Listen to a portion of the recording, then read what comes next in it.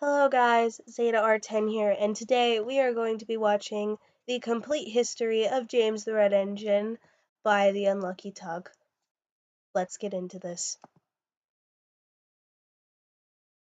1, 2, 3, 4, 5.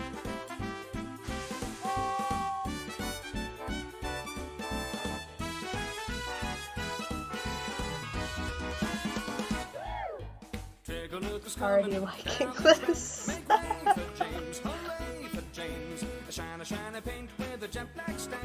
Make way for James, hooray for James. What is for certain and we really should note, it's indisputable. Let's take a vote. He's the really splendid engine with Oh a my red coat. gosh. James, the Red Engine. James is the number 5 engine on the Northwestern Railway. He is a mixed traffic engine, which means he can handle both goods and passengers with ease. He is an engine that can tackle any job, although that doesn't necessarily mean he'll always want to. James Why is is that cocky, true? fiery, an attention seeker, and has a very high opinion of himself. He thinks he's all that and a bag of chips, when really he's actually the smallest of the railway's big engines. You might say James has a little bit of a Napoleon complex. What? What's a Napoleon complex? Make sure that someone tells me down below in the comments because I have no idea what a Napoleon He complex is is. painted red, something rather exclusive to him, and he is very proud of this. You'll never meet another engine like him. There is only one, James the Red Engine. Yes, there is. James is one of the most requested characters I have had for Sodor's Finest, and I think he's appropriate for this one. We already covered 4, 3, 2, and 1. Heh, might as well make Sodor's number 5 the 5th episode. Here is the complete history of James, the most splendid steam engine you will ever meet. As always, we'll start with his origins. The Railway series. I've actually never read Unlike the the rest Railway of the main series. characters, James did not receive a full intro story explaining who he is. James made his first appearance in the series' second book, Thomas the Tank Engine. He was painted Ooh. black and didn't really look like the James we all know and love at this point. In this story, James's wooden bright blocks failed when a train of rowdy trucks pushed him down the hill on his first day on the railway. I Unable hate to stop trucks. himself, James horrifically derailed into a field. He was hardly a character at this point, and was just a prop for the story, basically. Someone for Thomas to go and rescue. The fact he had a name at all was trivial. Little did Audrey know that this nothing tool of a character would eventually become one of the main faces of the whole franchise. Yeah, big surprise. uh, I'm actually so happy that Audrey made this character because then we wouldn't have this guy. This guy that makes the series worth watching. Well, for me at least. I guess. Audrey got the inspiration for this from stories he'd been told by railwaymen at Birmingham about used-built engines that were built with wooden brake blocks, which would sometimes catch fire when they applied them going downhill. And thus, James was born. After the colossal success of the first 2 books, Wilbert Audrey was approached by Edmund Ward to write a third one. Audrey thought, well, who do I focus on this time?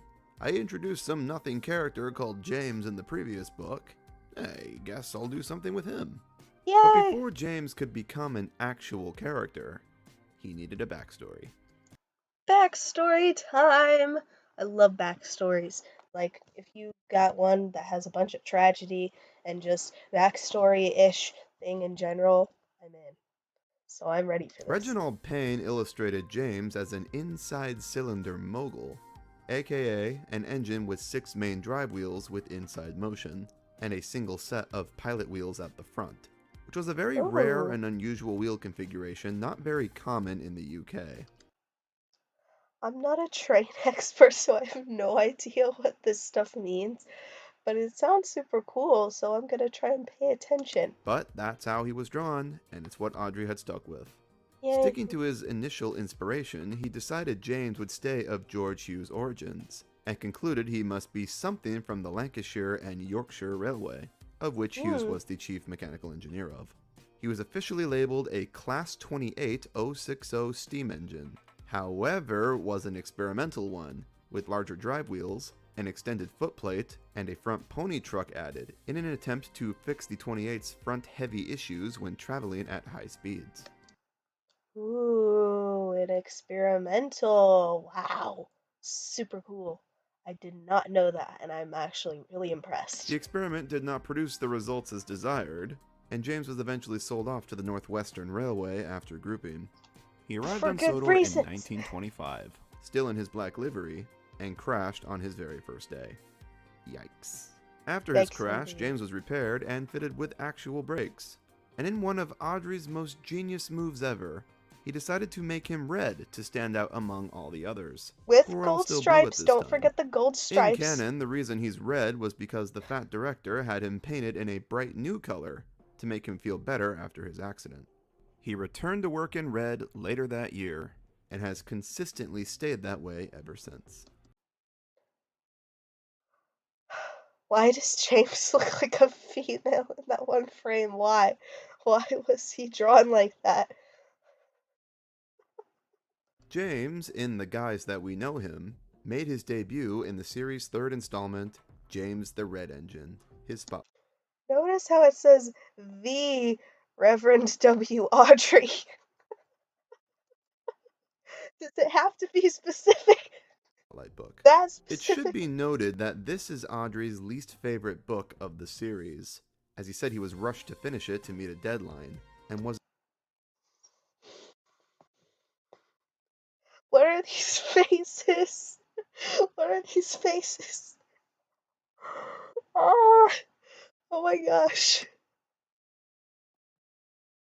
wasn't particularly inspired by anything. And well, it kinda shows. In this book, James arrives back from the works with his brand new paint job, very cocky and sure of himself, which causes a series of incidents. He soils Sir Topham's top hat, creates a leak in a coach's brake pipe, and loses his trucks on the hill. But he Oh makes up for it crap. in the end when he tackles said trucks, and later successfully pulls the express after Gordon fails. And Yay. well, I hate to say it, but that's kind of where James's arc ends. In Wilbert's books, anyway. For the rest of the series, James stays relatively stagnant. When he is in the spotlight, he's always given the same kinds of stories. James is boastful and rude to X character, embarrasses himself, and then X character saves the day.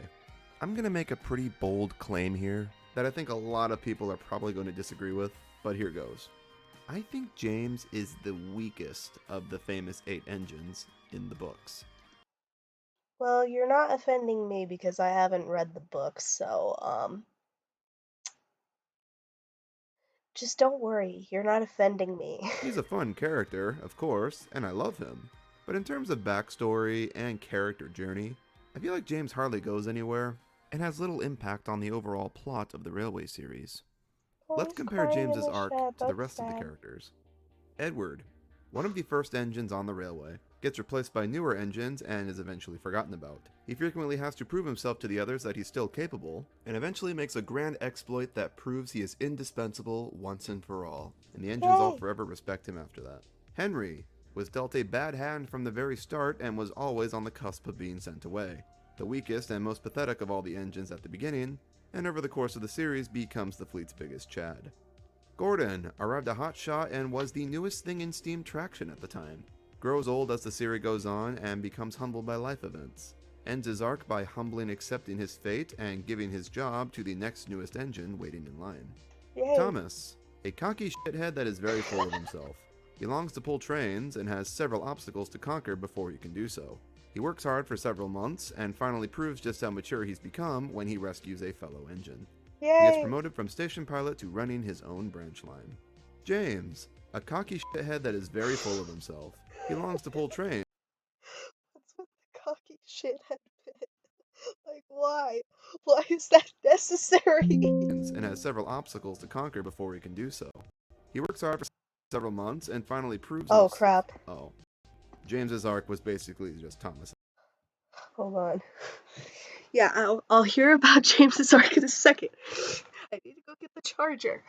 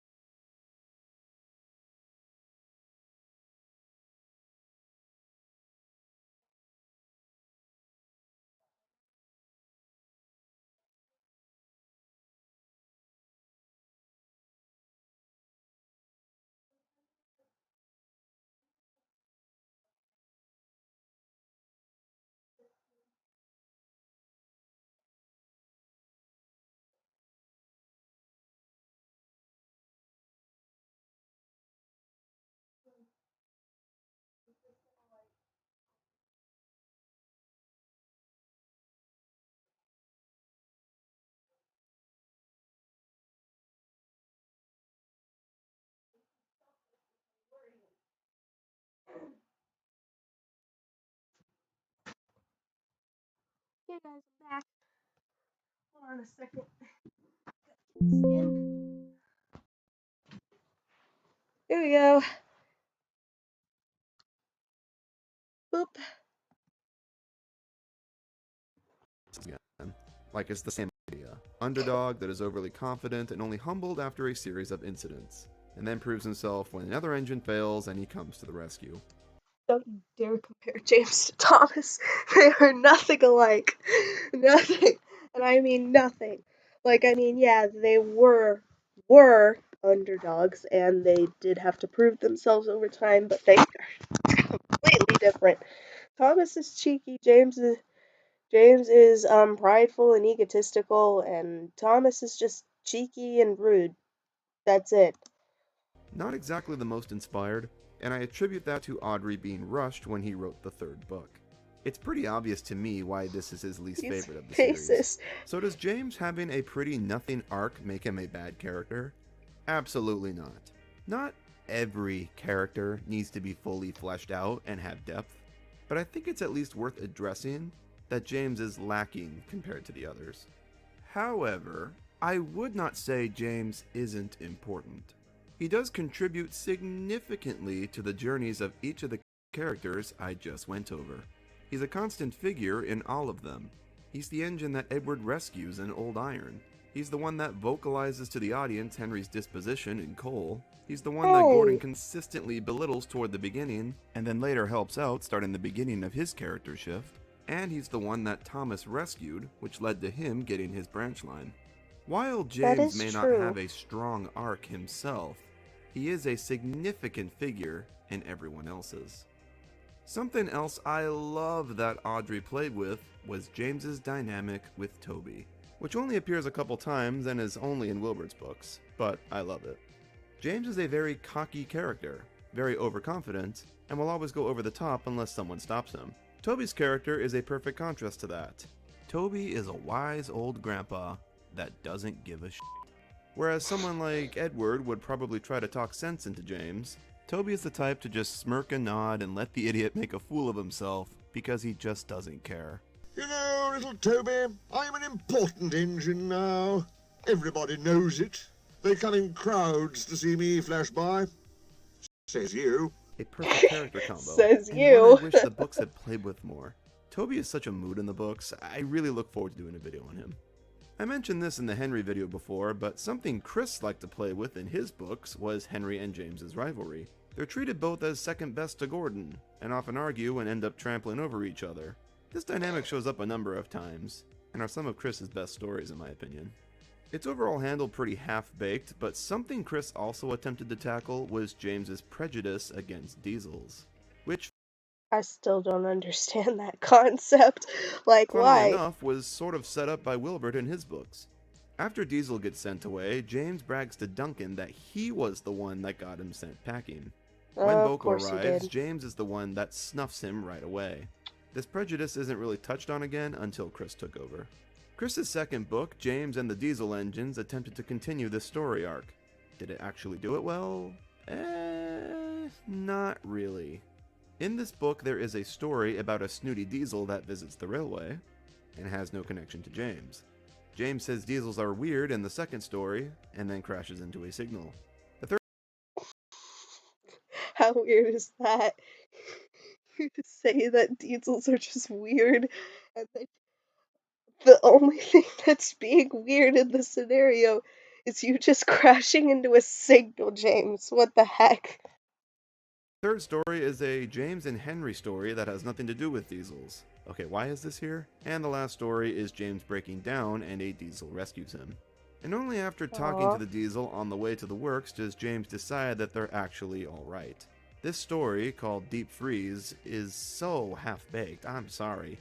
This diesel isn't even one the audience knows. It's not Boko or Bear. No, it's just some rando with no name. And we don't even see its face. Why wasn't this Bear is my question. Would have been an excellent opportunity to build his character a bit more. This is probably Chris's weakest book in terms of structure, in my opinion. I really like the idea of a book dedicated to James's diesel prejudice, and them winning him over, especially in the time period when the book took place, when diesels were the dominant form of rail transportation in the UK. But the book does not really deliver that in a satisfying, conclusive way. I appreciate the attempt to do something new with the character, though. After this, James is not really relevant in the series again. He shows up from time to time, but he basically becomes the NPC in this universe. He does have a couple stories with Henry which are fun, one of which he pulls the Flying Kipper, and another where they doublehead the Express. But beyond that, James doesn't contribute a whole lot to the series at all. I think I've talked enough about James in the books. Let's now take a look at how the TV show handled him. Ooh, we're getting into the good stuff, or, I mean, the stuff that I know. It's the Hot Wheels monster truck Rhinomite RC. You control the explosive power and wheelie spin action. Transform into an epic truck launcher and go. Rhinomite RC comes with one truck. Additional track and truck sold separately. Batteries not included.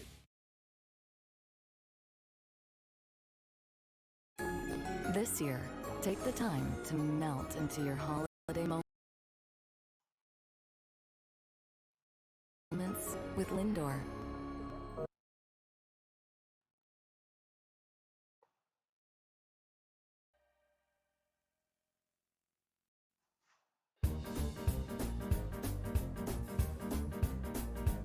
Well, it's his James's theme debut song. in the TV series is a little bit different from the books.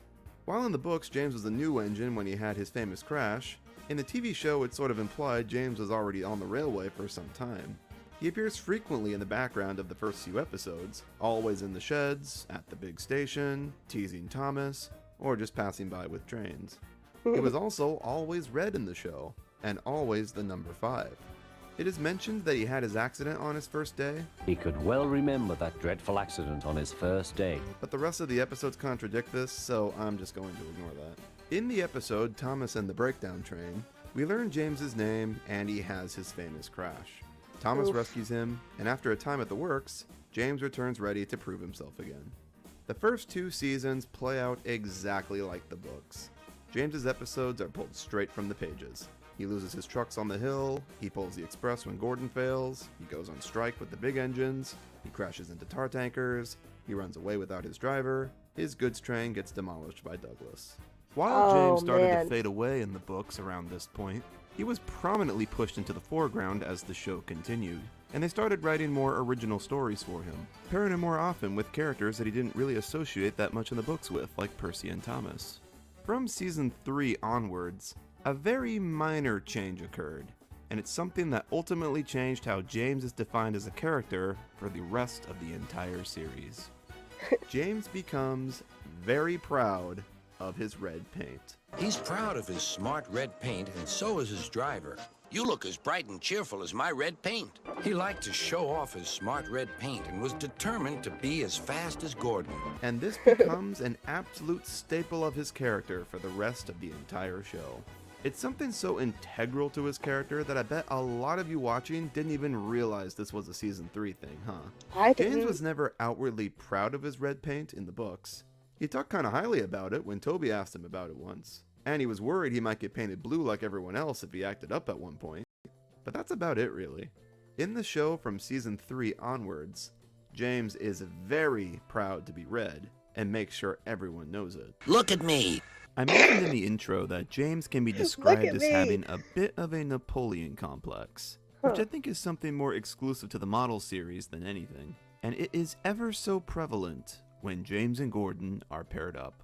Gordon is basically the king of the railway, the express engine, the highest prestige engine there is.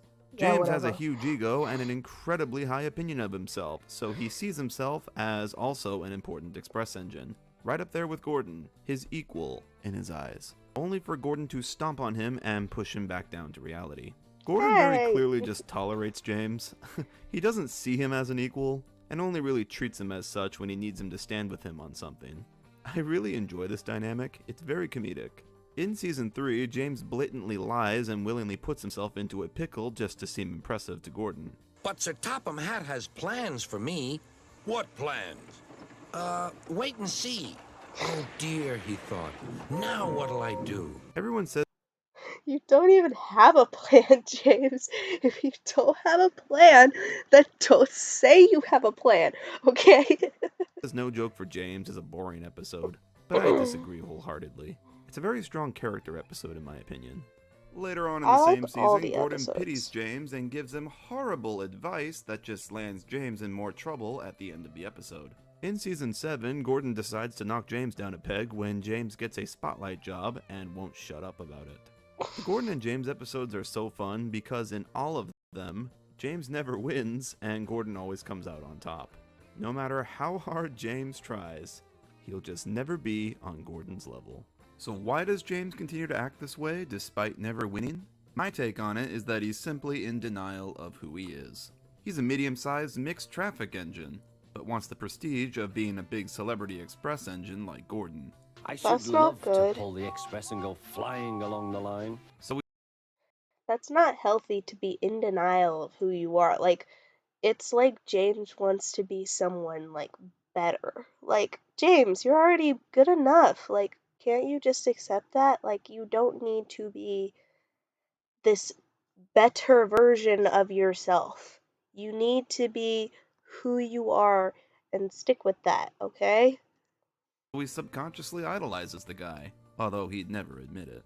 And I think that leads to a much bigger observation of who James is. James has a big ego, thinks the world of himself, and prides himself on being such a splendid engine that deserves better. But he's just some mogul. A medium-sized general-purpose engine built for mixed traffic work. A common workhorse. He's nothing special. You're only a goods engine. I pull coaches, too. He so Yeah. hard wants to believe that he's He's a some flashy multitasker. Porsche. But in reality, he's just a Honda Civic with a nice paint job slapped on it. Not a bad car by any means, but certainly nothing to brag to your friends about. Why are we talking about cars? We're mentioning trains, okay?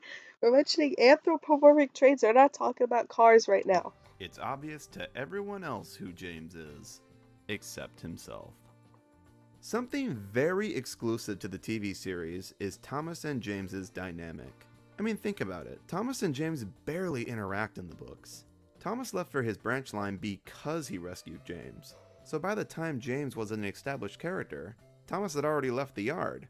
In the TV series, James and Thomas pair up very well, and it's because they are so similar.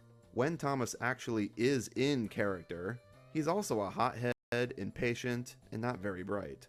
I find episodes like The Trouble with Trees, and even later ones like Follow That Flower or Thomas's New Trucks, actually quite enjoyable because you're basically just watching two hot-headed jackasses try to one-up each other. They're funny. I'm the one who needs a new coat. Look at me. I'd rather not. James and the Red Balloon is a I'd pretty rather funny not. episode too, because these two idiots actually somehow convince each other a hot air balloon of all things could actually replace them. It's a story that could only work with them. Thomas and James bring out the worst in each other when they're paired up. It's always a guaranteed fun time. The later How have I never noticed this? I just always thought they were being mean to each other, but I guess they are really one alike. I guess I was wrong. model seasons loved playing with Thomas and James together. They also really loved the Edward and James dynamic, and oh man, so do I. I think the idea was that they were both medium-sized engines, so they'd often pair them, similar to how Henry and Gordon would usually pair, because they're the two big ones.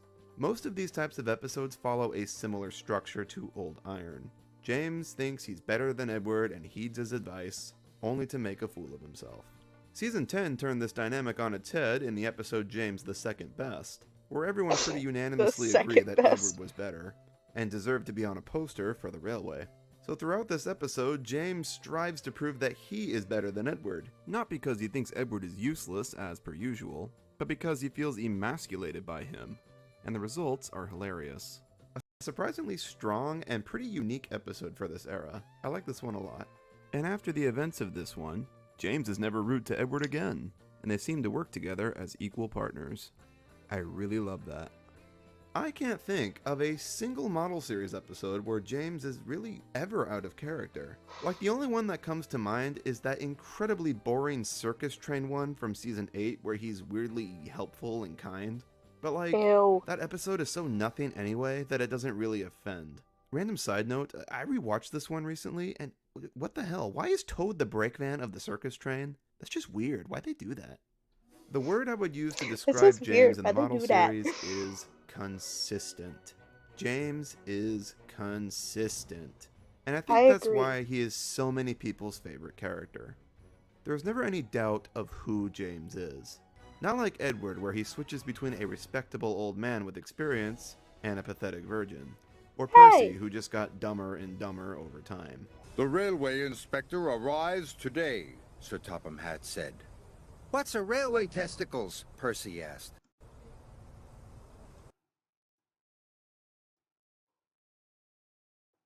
I'm gonna have to blur that word out. I can't have, the word they just said in my video. James is and always has been the lovable jackass of the group. An overconfident, rash, easily offended, easily swayed, impatient, extroverted, lovable wannabe star. And when we're talking the later model seasons that got so much wrong, this is really high praise. James is one of the best parts of this era of the show. He's consistently always a strong character, and his episodes were usually the standout ones. He was consistently good until the end. The model series handled James extraordinarily well. Now, how does CGI hold up? Yay! I love the CGI era. Well, except the Boba stuff, because I didn't really see that, but I've heard it's Explaining how bad. James was handled in the CGI series is going to be a bit of a challenge, because he's handled differently depending on the head writer of the era. Wait, there were different writers of the era? Of the era of CGI? I'm sorry, I'm 13 years old. I don't know the deep dirt about Thomas stuff. I need to get more into that. Dive in. So James's backstory is, once again, a little different in the CGI series. As depicted in The Adventure Begins, he arrived well before Thomas did. Oh Until my Thomas gosh, came I along, forgot he how was the good he newest looks in engine that and was paint pretty job. eager to prove himself, convinced the fat controller would be giving him a branch line of his own next. But you just wait and see if Sir Topham Hatt doesn't give me my own branch line soon. He did a lot of shadowing Gordon around, agreeing with him on pretty much everything, and impersonating him to seem more important. He's like Gordon's posse. I really like that. Shows how much of a poser he was at this point in time. He was actually painted black until his crash in this timeline too. After the trucks pushed James off the rails, Thomas rescued him, and the rest is history. During the first 4 CGI seasons, when Sharon Miller was head writer, I feel like James was handled as a bit of an afterthought. He had his mandatory spotlight episode once a season, but beyond that, most of his appearances were mundane, any character could take the role sort of appearances. Like, I can't really place something significant James did in any of these episodes, besides being involved in one of the dumbest crashes of the entire show. There was a rather novel episode where he had to leave the works while still in a pink undercoat. That was a neat idea. It's a very boring episode, but it was kind of fun seeing James in a position of total insecurity. That was new for him. When Andrew Brenner stepped in and the show entered its renaissance phase, James really became a main character again. Brenner has gone on record of saying that James is one of his favorite characters, so I guess that's why. He was What was that? What was that? record of saying that James is one of his favorite. I love that I love James when he would scrunch up his face and be grumpy. I love that part too. But I also love the part where James is just being an absolute hypocrite. I love that part too. Characters, so I guess that's why. He was really pushed as the series' third main, having big roles in most of the movies and multiple spotlight episodes every season. Yay. Like most of the main characters during this time though, James suffered quite a bit from Flanderization. As in, he was still in character, he was always consistently his jerky, cocky self, but it was like always dialed up to 100, and sometimes... That's what it means. It's basically like the main characteristic of a person just dialed up to the highest thing it can be. So what did we pause on? It got to a point where he'd become a bit insufferable. Here's James! I think season 18 was catchphrase. probably the worst of this. In this season, there are 3 James-centric episodes in a row, where he's an unlikable jerk, learns from his mistake, and then it just resets to him being full 100 jerk again in the next story. The movie Tale of the Brave dialed James's jerkiness to a major 110, I love that movie. where he's probably the most unlikable he's ever been in the series' history. However, this was intentional, as he is the antagonist of this story, and he I gets got his mad just about that dues part. at the end. His arc in this movie is actually really wonderful. He is so apologetic at the end of it, and it really feels like he went through a major change. I genuinely love Tale of the Brave, and I love this Me too. arc, and I would love this even more if they stuck to this character change in the seasons following. Season 20 is the best CGI season, for a multitude of reasons, and it treated James very well, I think. James has 2 spotlight episodes this year. The first one, which is called Pouty James, is about James being a selfish jerk as usual. His attitude is changed when the others convince him to start looking at the bright side of life and act a little silly sometimes. Oh my gosh, what Come on, happened to you? James! Put a smile on that face! By the end of the episode, James seems to have taken on a new lease on life, and it ends on a pretty hopeful note. The next James episode, called All in Vain, surprisingly seems to continue this character shift, which is actually kind of insane in retrospect. Like, holy shit, you mean to tell me James didn't completely reset this time? Oh my god, wow. In this episode, James tries to keep a smile on his face despite multiple incidents messing his paintwork up. He's really trying, and you can tell it's hard for him. He's still a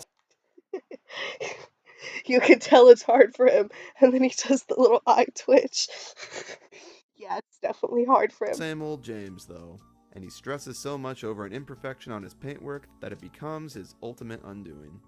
I really like this Ultimate episode. undoing. James is likable and very sympathetic here. The first time in God knows how long.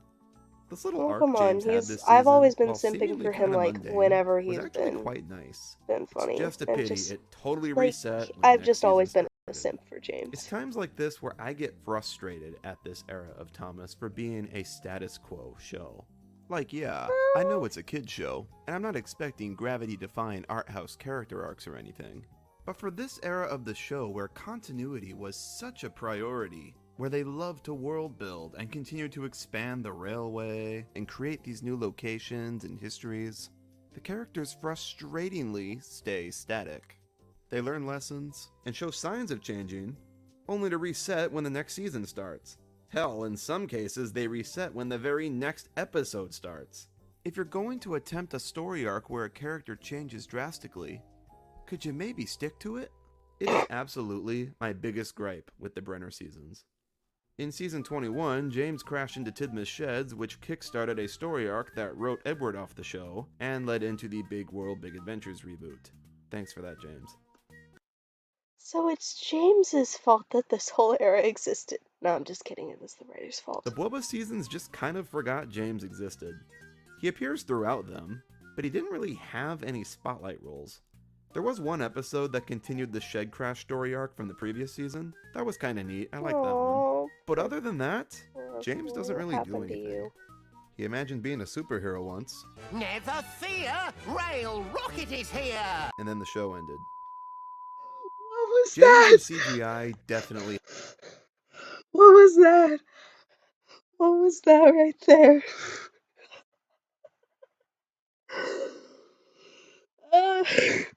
Had its moments. They did some things with him that I I'm okay. I'm okay. absolutely love. I love what they do with him in The Adventure Begins. I love his arc in Tale of the Brave. I love how much of a total straight man character he is in Journey Beyond Sodor. And I loved his little arc in Season 20. Besides that though, I think the rest of James's appearances in CGI suffered greatly from character flanderization and the show's frustrating insistence on keeping a status quo. He wasn't totally slaughtered beyond belief like Henry was. Like, he still felt like James most of the time. Just James dialed up to 100.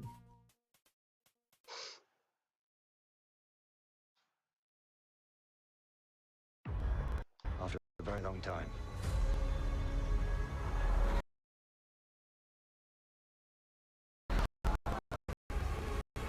Something's coming back.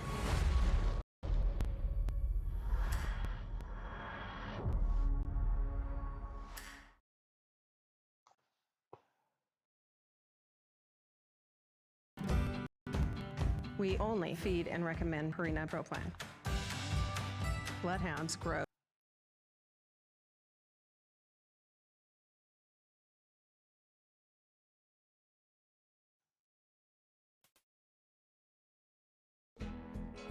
It's weird for me to say that James, one of the main faces of the Thomas franchise, didn't have really that crazy of a journey over the course of the series.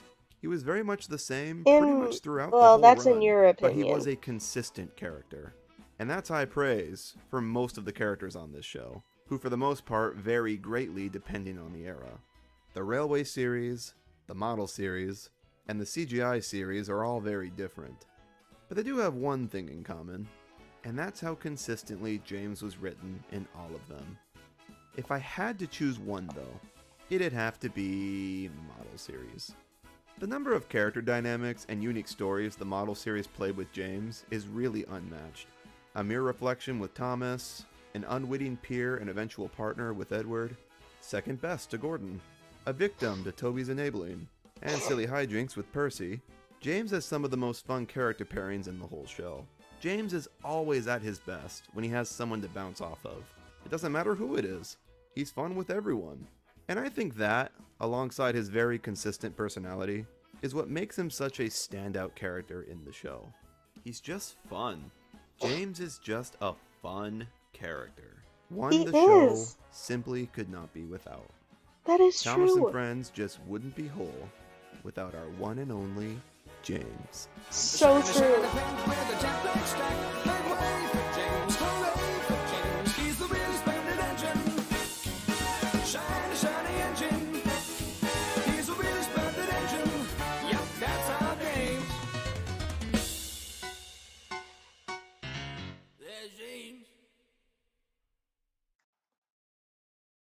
Oh, that was so cool.